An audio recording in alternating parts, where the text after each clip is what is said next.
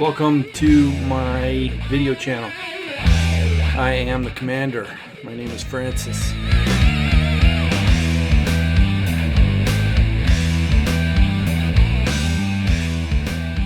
I hear all the time you should be skeptical. Let's be skeptical. You hear something, be skeptical. But the people always proposing skepticism never once considered that you're looking at them thinking, okay, well, I'm skeptical that you know anything about what you say you know.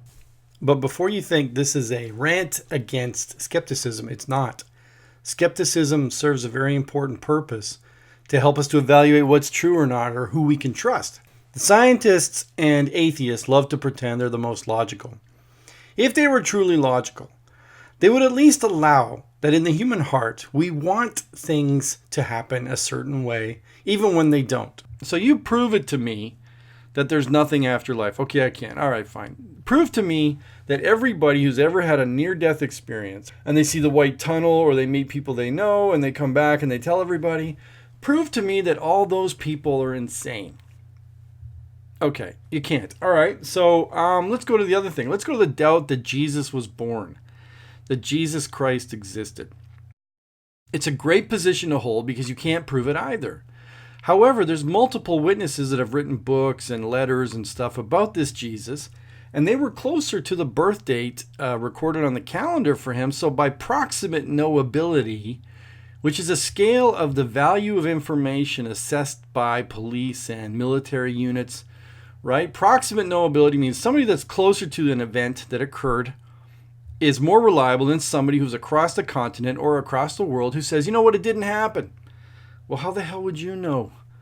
So therefore, proximate by just order of proximate knowability, people who wrote the letters of the Bible are more valuable as information sources and as far as witnesses to events, and especially the Jesus Christ concept, than a guy who in the 21st century says, you know what, Jesus didn't exist and it was all made up.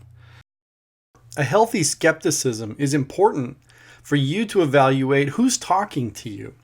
Because we are all part of the 21st century. So therefore, somebody's opinion is equal to another guy's opinion. What you start to do to classify his value of information or his PK value is like how close he is to the source. Now, there's the contradiction problem. And this is where a lot of atheists and rationalists say, well, that's proof that the Bible is full of crap. The thing is, if you talk to a police officer and he does accident investigations, if he has 5 or 6 eyewitness reports, he will tell you, and you can go ask a cop this who's ever done it, that there are 5 or 6 different ways that this accident could have occurred because everybody has a distinct point of view. A point of view, however, is a relative position to the viewer. The actual event, the objective thing that occurred, that is the car accident, is something that is real and surpasses the subjectivity or the point of view of each person writing an eyewitness report.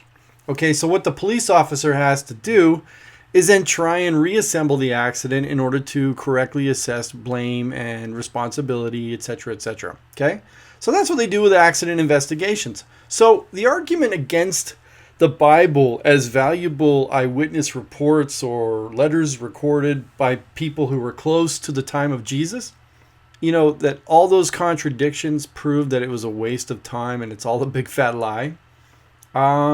It's actually the reverse.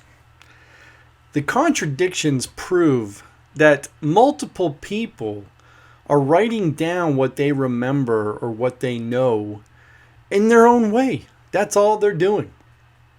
They actually are witnesses, and those multiple points of view represent the different ways people understood and remembered Jesus Christ.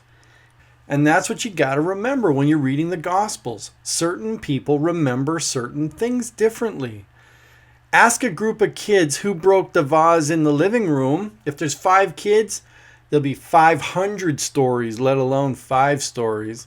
Human nature is very much consistent. And the writings do not say it's a lie. They say, this is the way I remember it. And they write it down. So the wild inconsistencies really aren't that wild when you think about it. Because in the consistent line, Jesus Christ existed.